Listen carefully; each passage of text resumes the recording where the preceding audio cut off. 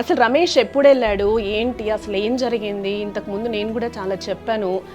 పోలీసులు తీసుకెళ్తున్నారు అనేది మీకు లాస్ట్ మెసేజ్ అనేది కూడా వింటున్నా. మీరు బాధపడకండి, ఏదో ఒకటి చేద్దాం. ఫస్ట్ ఏం జరిగిందో చెప్పండి.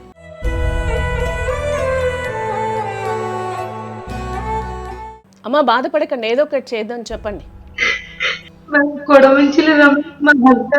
కుమారి మీరు సమస్య చెప్పాలి. ఆమెకు కూడా మీరు, మీ అత్తగారికి కూడా మీరు సపోర్ట్ ఉండాలి. చెప్పండి, మీరు సమస్య చెప్తేనే మనకు తెలుస్తుంది.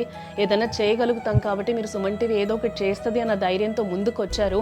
అసలు సమస్య ఏంటి? అసలు రమేష్ ఎప్పుడు అక్కడి నుంచి వెళ్ళడం జరిగింది? మీకు లాస్ట్ మెసేజ్ అనేది ఎప్పుడు వచ్చిందమ్మా? అది క్లియర్గా చెప్పండి. అసలు ఏ ఏజెంట్ ద్వారా వెళ్ళాడు? అసలు తను ఎప్పుడు వెళ్ళడం జరిగింది? అసలు ఏమని చెప్పి మిమ్మల్ని అక్కడికి తీసుకెళ్ళడం జరిగింది రమేష్ని? ఏంటి అసలు? మ్యామ్ కొడమంచిలి రమేష్ మా హస్బెండ్ మ్యామ్. నా పేరు కుమారి మ్యామ్.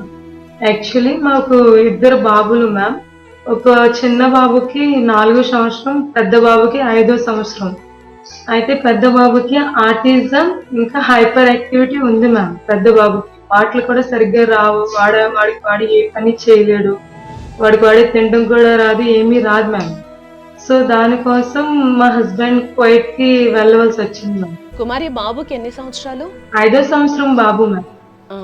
ఓకే. ఇప్పుడు తన కోసం వెళ్ళాల్సి వచ్చిందా బయటకి? ఎస్ మ్యామ్, తన కోసం వెళ్ళాల్సి వచ్చింది.